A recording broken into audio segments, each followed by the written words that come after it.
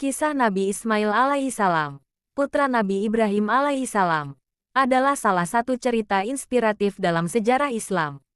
Dari bayi yang ditinggalkan di padang pasir bersama ibunya, Siti Hajar, hingga menjadi seorang nabi yang mulia, perjalanan hidup Ismail penuh dengan mukjizat dan ujian iman. Kisah ini tidak hanya menarik untuk dipelajari, tetapi juga mengandung banyak hikmah yang relevan hingga saat ini.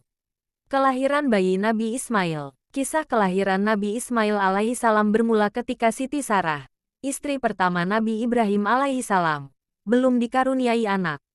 Atas dorongan Siti Sarah, Nabi Ibrahim menikahi Siti Hajar, yang kemudian mengandung dan melahirkan Nabi Ismail.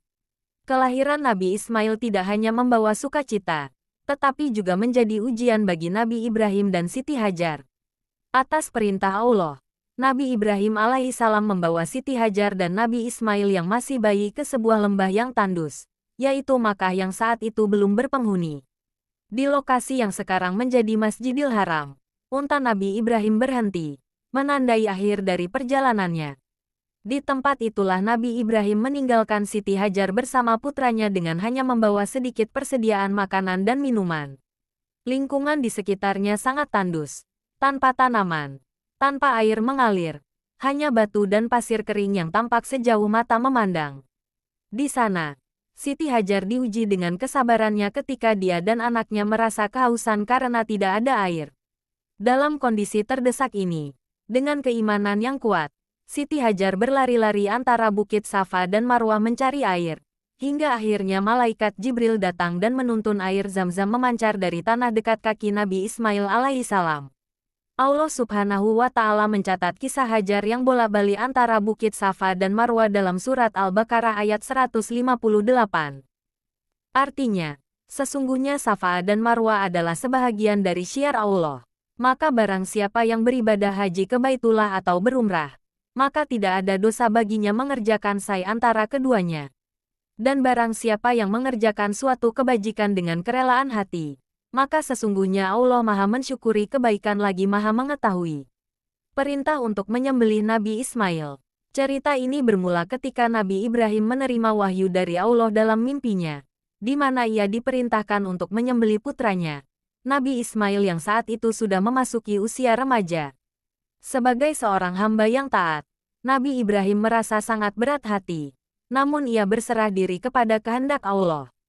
Ketika ia memberitahukan perintah ini kepada Nabi Ismail, putranya menunjukkan keimanan yang luar biasa, dengan rela menerima nasibnya sebagai bentuk kepatuhan kepada Allah. Kisah kesetiaan Nabi Ibrahim dan Nabi Ismail terhadap perintah Allah tertulis dalam surat As-Saffat ayat 102. Artinya, maka tatkala anak itu sampai pada umur sanggup berusaha bersama-sama Ibrahim, Ibrahim berkata, "Hai anakku, sesungguhnya aku melihat dalam mimpi bahwa aku menyembelihmu. Maka pikirkanlah apa pendapatmu." Ia menjawab, "Hai bapakku, kerjakanlah apa yang diperintahkan kepadamu. Insya Allah kamu akan mendapatiku termasuk orang-orang yang sabar." Ketika tiba saatnya untuk melaksanakan perintah tersebut, Nabi Ibrahim membawa Nabi Ismail ke tempat yang telah ditentukan. Saat Nabi Ibrahim hendak menyembelih putranya, Allah menguji ketaatan mereka dan menggantikan Nabi Ismail dengan seekor hewan. Peristiwa ini menunjukkan ketaatan mutlak Nabi Ibrahim dan Nabi Ismail kepada Allah, dan menjadi asal-muasal dari ibadah kurban yang dilakukan umat Islam hingga sekarang. Nabi Ismail dan Nabi Ibrahim membangun Ka'bah. Beberapa tahun setelah Nabi Ibrahim meninggalkan Siti Hajar dan Nabi Ismail di Makkah, Allah memerintahkan Nabi Ibrahim untuk kembali ke Makkah. Ketika tiba di sana, Nabi Ibrahim menemukan bahwa Nabi Ismail telah tumbuh menjadi seorang pemuda yang kuat dan taat. Allah kemudian memberikan perintah kepada mereka berdua untuk membangun sebuah rumah ibadah yang akan menjadi pusat tauhid, yaitu Ka'bah. Nabi Ibrahim dan Nabi Ismail dengan penuh ketulusan dan pengabdian memulai pembangunan Ka'bah di lokasi yang sekarang dikenal sebagai Masjidil Haram. Mereka bekerja bersama-sama, mengangkat batu dan meletakkannya di tempat yang telah ditentukan oleh Allah. Setelah menentukan posisi yang tepat, Nabi Ibrahim mulai membangun pondasi Ka'bah. Kemudian, ia meminta bantuan Nabi Ismail untuk mencari batu terbaik yang akan dijadikan tanda bagi umat manusia. Nabi Ismail bertemu dengan malaikat Jibril yang memberinya sebuah batu hitam yang kini dikenal sebagai Hajar Aswad. Dengan gembira, Nabi Ismail segera membawa batu tersebut kepada ayahnya. Nabi Ibrahim begitu bahagia hingga mencium batu tersebut berulang kali. Setelah meletakkan batu tersebut, Nabi Ibrahim dan Ismail berdoa kepada Allah agar banyak orang datang ke Makkah untuk mengunjungi Ka'bah. Doa mereka dikabulkan oleh Allah, dan kunjungan ke Makkah untuk menunaikan haji menjadi bagian dari rukun Islam yang kelima bagi mereka yang mampu. Jejak kaki Nabi Ibrahim saat membangun Ka'bah dikenang dengan nama Makam Ibrahim.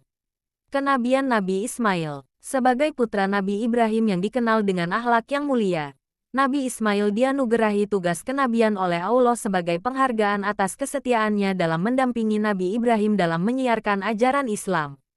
Sepanjang hidupnya, Nabi Ismail membimbing suku Amalika di Yaman dan menghabiskan lebih dari 50 tahun masa kenabiannya untuk menyampaikan firman Allah kepada kaum musyrik, mengajak mereka memeluk agama Islam dan mempercayai keberadaan Tuhan Yang Maha Esa. Berkat perjuangannya, ajaran Islam menyebar merata di negeri Yaman. Wafatnya Nabi Ismail. Setelah sebagian besar masyarakat Yaman memeluk Islam, beliau kembali ke Makkah.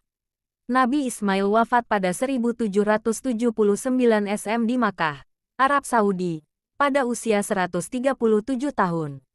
Setelah meninggal, Nabi Ismail dimakamkan di dekat makam ibunya.